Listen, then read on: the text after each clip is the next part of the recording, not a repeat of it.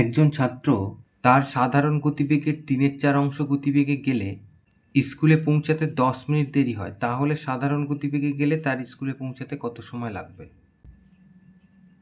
তাহলে অঙ্কটা খুব ভালো অঙ্ক একটা। এখানে সাধারণ গতিবেগের 3/4 গতিবেগে যদি যায়, তাহলে আমরা যদি মনে করি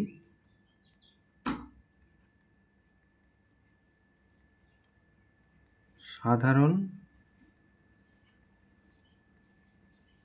গতিবেগ সমান সমান 4 কিমি পার ঘন্টা। অতএব নতুন গতিবেগ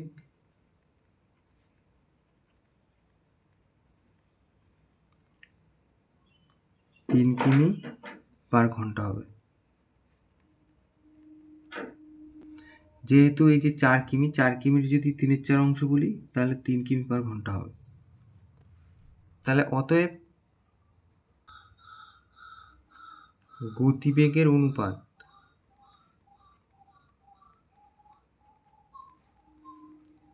ফোর ইস থ্রি। তাহলে যেহেতু গতিবেগের অনুপাত 4:3, তাহলে অতএব সময়ের অনুপাত কত হবে? হবে 3:4। তাহলে এবার ধরে নিই, মনে করি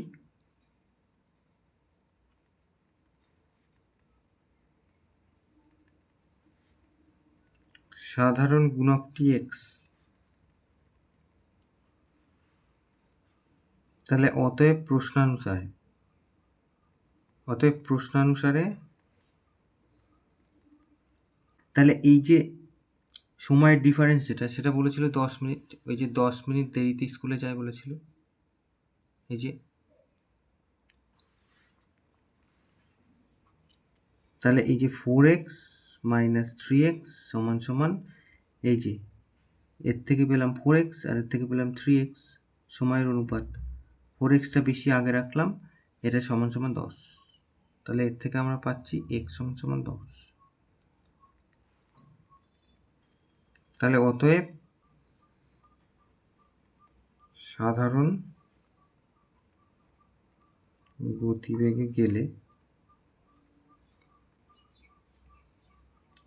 সময় লাগবে, এই যে সাধারণ গতিবেগ যেটা, তাতে সময়ের অনুপাত এইটা, তাহলে 3 গুণ 10, তার মানে 30 মিনিট। তাহলে এইটা উত্তর।